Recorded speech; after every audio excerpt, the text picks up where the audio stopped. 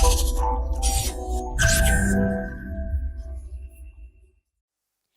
दोस्तों, this is Vishakha Dagar coming up with next round of news simplified, जहां पे हम कोई एक न्यूज लेते हैं और उसके सभी पहलुओं से आपको रूबरू कराते हैं। कहते हैं एक म्यान में दो तलवार नहीं रह सकती। ये शायद जब राजा वगैरह आपस में लड़ते थे तो ये कहा जाता था। पर जियो पॉलिटिक्स में बहुत ज्यादा ये लाइन फिट होती है। जब भी एक एग्जिस्टिंग पावर होती है और उसके अगेंस्ट कोई राइजिंग पावर आ जाती है तो ये साफ होता है कि क्लैश तो अब होना ही है। और हिस्ट्री ने बहुत बार एग्जाम्पल्स दिए हैं, चाहे आप वर्ल्ड वॉर वन ले लें और या वर्ल्ड वॉर टू ले लें या कोल्ड वॉर ही क्यों ना ले लें। वर्ल्ड वॉर वन क्यों हुई थी? Because Britain was existing power and Germany was rising power. Britain सारे रिसोर्सेस को कंट्रोल करता था और जर्मनी को उन रिसोर्सेस पे कंट्रोल चाहिए था, and for that reason world war one हुई। रीजन कुछ भी कहें कि डेमोक्रेसी स्टैब्लिश करनी थी या फिर जेंटलमैन्स गेम था, ऐसा कुछ नहीं था। रीजन ये था बेसिकली उनको रिसोर्स चाहिए था। अब इस पूरी लड़ाई में जब दो लोग आपस में लड़ते हैं, अक्सर बाकी लोग भी कहीं ना कहीं एक ना एक साइड ले लेते हैं, अलायंसेस बन जाते हैं। जैसे वर्ल्ड वॉर वन या टू के टाइम पे काफी अलायंसेस बने थे। इट इज सेड कि quad is also similar kind of alliance because bipolar world दोबारा स्टैब्लिश हो चुका है। तो आज हम जरा वही समझेंगे कि क्वाड क्या है और इंडो पैसिफिक रीजन क्या है through R news analysis quad and Indo Pacific. This was in news recently because recently senior quad official की मीटिंग हुई थ्रू वीडियो कॉन्फ्रेंसिंग। उसमें यह भी कहा गया कि नेक्स्ट मीटिंग में हेड ऑफ द स्टेट शामिल होंगे। हमारे यहाँ से प्राइम मिनिस्टर और बाकी जो क्वाड कंट्रीज हैं उनके हेड ऑफ द स्टेट आएंगे। तो आपके जहन में काफी सवाल आए होंगे। पहली बात, क्वाड एक्चुअली है क्या? उसको बनाने की जरूरत क्यों पड़ी? उसकी हिस्ट्री क्या है और इसके सिग्निफिकेंस क्या है? आप फिक्र मत कीजिए, इन चारों को ही हम इस वीडियो सेगमेंट में डिस्कस करेंगे। Now let's just move ahead. तो सबसे पहले जरा बैकग्राउंड समझते हैं। एक्चुअली आप बैकग्राउंड पहले समझ चुके हैं। बैकग्राउंड इज बायपोलर वर्ल्ड में पॉसिबिलिटी ऑफ कॉन्फ्लिक्ट बढ़ जाती है। सबसे पहले वर्ल्ड वॉर वन के टाइम पे देखा गया था, वर्ल्ड वॉर टू के बाद भी देखा गया। वर्ल्ड वॉर टू के बाद जो पूरी दुनिया है वो दो हिस्सों में बढ़ चुकी थी। एक जो यूएस के कंट्रोल में थी और दूसरी जो यूएसएसआर के कंट्रोल में थी। और इस पूरे सिनेरियो को कोल्ड वॉर सिनेरियो कहा जाता है। So we had the world divided into half and for decades we witness ये कंट्री आपस में लड़ती रही और बाकी कंट्रीज को एक बैटल ग्राउंड बनाती रही, जिसके विक्टिम बने आपके अफगानिस्तान या Korea. Now these are example जब दुनिया बाइपोलर थी टिल 1991। 1991 में यूएसएसआर क्रैश हो गया। कहते हैं बहुत टाइम तक दुनिया थोड़ी यूनिपोलर रही बिकॉज यूएस का बोलबाला था, वेस्ट का बोलबाला था और बाकी कंट्रीज खड़ी नहीं हो पा रही थी। बट सिनेरियो दोबारा बदल चुका है और बदल चुका है because of China. Now with rising China the world is becoming bipolar again. और जो यूएस और चाइना के बीच में जो फ्रिक्शन हो रही है उसमें बाकी सब पिस रहे हैं। कहते हैं ना, दो पार्टी के बीच में चना या जो भी होता है सब घुल जाता है। यहाँ पे वही हाल है। कुछ ऐसा ही यू हैव टू अंडरस्टैंड कि राइजिंग चाइना सबके लिए थ्रेट बनने लगा। Rising China became threat for all it's neighbour and even those country जो कि इसके नेबर नहीं थे। अब एक एक करके हम चार कंट्री यहाँ पे डिस्कस करेंगे। सबसे पहले लेट्स स्टार्ट विद, हम शुरुआत करते हैं इंडिया से ही। नाउ ये आपका चाइना है और इंडिया इसके नीचे ही है। सबसे पहले देखा जाए तो चाइना ने क्या किया, इंडिया को इनसर्कल करना शुरू कर दिया। इस थ्योरी को कहते हैं स्ट्रिंग ऑफ पर्ल थ्योरीज। एक पर्टिकुलर यहाँ पे ना पोर्ट्स की ऐसी झड़ी लगा दी, मतलब एक एक करके, जिसकी वजह से इंडिया पूरा का पूरा सराउंड हो चुका है। आप देख सकें पोर्ट दुकुम जो कि ओमान में है, यहाँ पे भी चाइना का कंट्रोल है।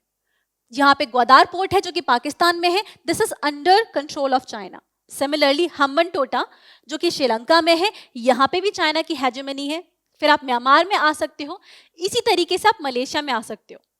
इफ यू सी, कोई भी जियो स्ट्रैटेजिस्ट आसानी से बता सकता है कि इस पूरे प्रोसेस में इंडिया को सराउंड कर लिया गया है। But India is not the only country. India Indian ocean में चाइना से डरती है कि उसकी पावर बढ़ रही है, बट इकलौती कंट्री नहीं है। देखा जाए तो और भी कुछ कंट्रीज थी जो कि similar kind of problem face कर रही थी, एंड दैट इंक्लूड आपके ये 4 नेशंस जो मिलके क्वाड बनाते हैं। जरा एक एक करके सबके इंटरेस्ट जानने की कोशिश करते हैं। तो सबसे पहले आपका आता है इंडिया, हम देख चुके हैं। Next let's see Australia. Australia के लिए चाइना एक तरीके का दर्द बन चुका था। बिकॉज जो पूरा इंडो पैसिफिक रीजन है जिसका कंसर्न यूएस भी है, कहते हैं इस पूरे एरिया को इंडो पैसिफिक रीजन कहते हैं according to US philosophy and understanding of various country. ये आपका इंडियन ओशियन रीजन है, ये आपका पैसिफिक रीजन है, और दोनों को कंबाइन करके एक इंडो पैसिफिक रीजन कहते हैं। इसी रीजन को प्रोटेक्ट करने के लिए आपका क्वाड आता है, जैसे कि यहाँ पे सी लाइंस ऑफ कम्युनिकेशन थोड़ी ओपन रहे। ऑस्ट्रेलिया के लिए चाइना इसलिए बड़ी प्रॉब्लम था बिकॉज चाइनीज शिप डेली यहां से जाती हैं। ऑस्ट्रेलिया की डिपेंडेंस भी चाइना से है और चाइना अपने आप को पूरे एरिया में असर्ट करता है। ये ऑस्ट्रेलिया की प्रॉब्लम है। जापान की प्रॉब्लम अलग से है। जापान की कहानी साउथ चाइना सी से होती है। साउथ चाइना सी हम डिटेल में कवर कर चुके हैं, अगर आपको जानना हो तो आपके जो यहाँ डिस्क्रिप्शन है उसमें लिंक में साउथ चाइना सी कवर कर रखा है। Now साउथ चाइना सी में through the 9 dash line China completely इसे अपनी टेरिटरी बनाने की कोशिश करता है। साउथ चाइना सी स्ट्रैटेजिकली बहुत इंपॉर्टेंट रीजन है because nearly 80% of oil supply of China, south Korea and Japan यहीं से आता है। 80% of energy resources and nearly 60% of trade इस रीजन से जाता है।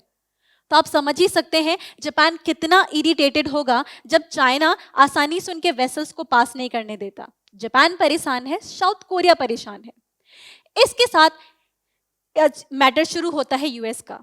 यूएस के लिए सबसे बड़ा मुद्दा यही है, यूएस बिलीव्स कि China is it's rising power, China is a rival for US. उसका सबसे बड़ा मुद्दा यह है, इतना सीधा सीधा इंटरेस्ट यूएस का नहीं आता। ओवरऑल दो ट्रेड उसका भी यहां से जाता है। अब यूएस आए दिन यहां से मिलिट्री शिप्स वगैरह लेके जाता है। China is actually offended by this because China को अपनी हेजेमनी लगती है ये। US has also done the same thing in the past. Overall in 4 countries के इंटरेस्ट अलाइन हो जाते हैं because of this 4th country China. ये बात समझ में आ गई जापान को। सो जापान 2007 में जापान ने क्या किया, जापान प्रपोज्ड कि लेट्स मेक अ कोएलिशन, एक तरीके की कोएलिशन बना लेते हैं जिससे कि एक तरीके की कोएलिशन बना लेते हैं जिससे कि हम अपने म्यूचुअल इंटरेस्ट को प्रोटेक्ट कर सके। 2007 में जापान ने ये प्रपोज जरूर किया but Australia was not ready for it. As I said, Australia knew that rising China is threat for its existence as well. अगर कभी चाइना राइज करेगा तो उसको भी परेशान करेगा। बट ऑस्ट्रेलिया के जो इंटरेस्ट थे, स्पेशली कोल रिजर्व और बहुत तरीके के जो रिजर्व्स थे, चाइना ऑस्ट्रेलिया से लेता था। So basically it was dependent on China. Australia was not ready for this. साथ में लेकिन फिर जापान ने दोबारा ट्राई किया 2012 में। इन 2012 जापान प्रपोज्ड कि इस तरीके का ना एक डेमोक्रेटिक आप डायमंड क्वाड्रिलेटरल बना सकते हो। देखो इन चारों को ज्वाइन करने से ना एक डायमंड क्वाड्रिलेटरल बन रहा है, you can see it there. और ये जो सारी कंट्रीज मिलके ना अपने मैरीटाइम कॉमन इंटरेस्ट को प्रोटेक्ट करेंगे।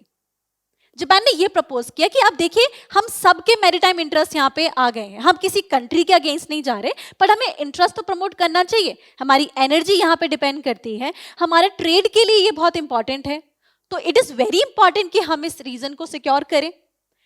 2012 में भी लेकिन इससे कुछ ज्यादा फर्क हुआ नहीं, पर 2017 में finally countries came together because in 2016-17 अगर आप चाइना के फुटस्टेप ट्रेस करेंगे तो यू वुड रियलाइज कि China is becoming इंक्रीजिवली aggressive.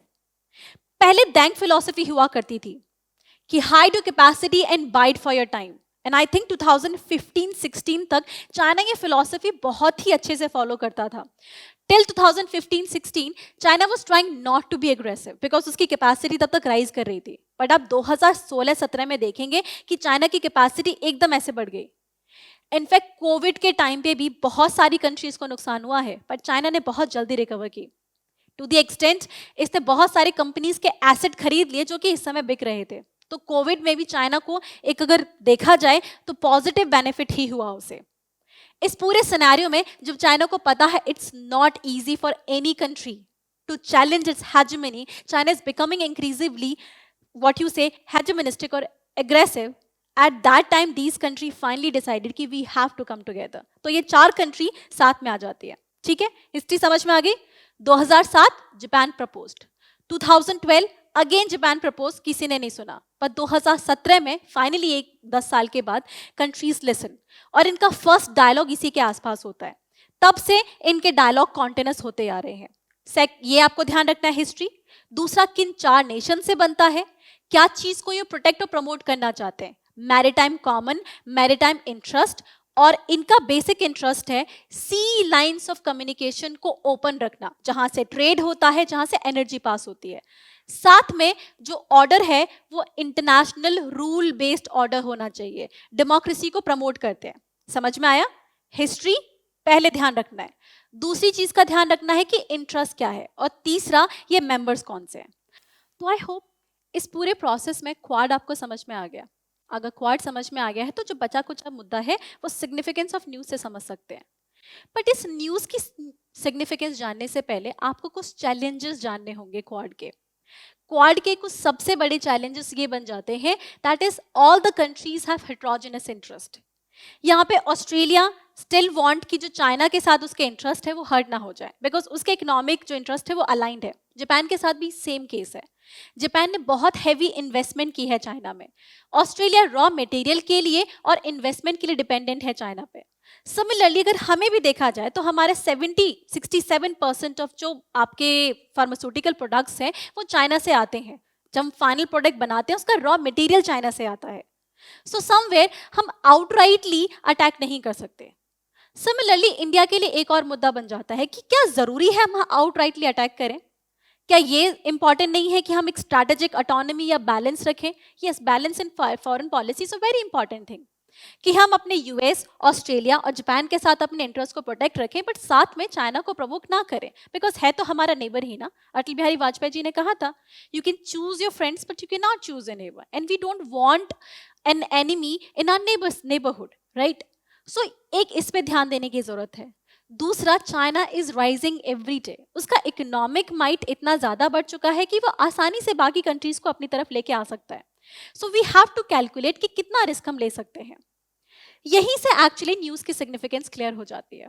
News की सिग्निफिकेंस इसलिए क्लियर हो जाती है क्योंकि सबसे पहली बात, इस न्यूज में सीधा आउटराइटली चाइना को प्रवोक नहीं किया गया, बिकॉज न्यूज में बोला गया है that they are going to work upon piracy पे काम करेंगे, ह्यूमन राइट वायलेशंस पे काम करेंगे, और म्यांमार में जो डेमोक्रेसी की जो हालत खराब है उसके ऊपर चर्चा करने की जरूरत है। तो इतना प्रोवोकेटिवली कुछ नहीं कहा गया, बट साथ में इसका भी ध्यान दिया गया कि चाइना के जो एक्शंस है उसको कंडेम किया जाए। पर से when the meeting happened, officials came together and they talked about the situation in South China Sea. South China Sea में जो फ्रजाइल सिचुएशन है वो काफी हद तक चाइना की वजह से है। तो एक बैलेंस देखा जा सकता है। यहाँ पे हम आउटराइटली प्रोवोकेटिव भी नहीं हो रहे, बिकॉज सारी कंट्रीज का इंटरेस्ट है, और वहीं पे हम अपनी आंखें भी बंद नहीं कर रहे। We are sending the signal that we are not happy with the current scenario, and that's why यही बैलेंस हमें फ्यूचर में भी रखना है। इसी के साथ आज की न्यूज खत्म होती है। आई होप आपको न्यूज समझ में आई, and if that is the case then हमारे चैनल को लाइक करें, सब्सक्राइब करें एंड कनेक्ट करें, because we are present on various social media platform just to help you. Thank you so much.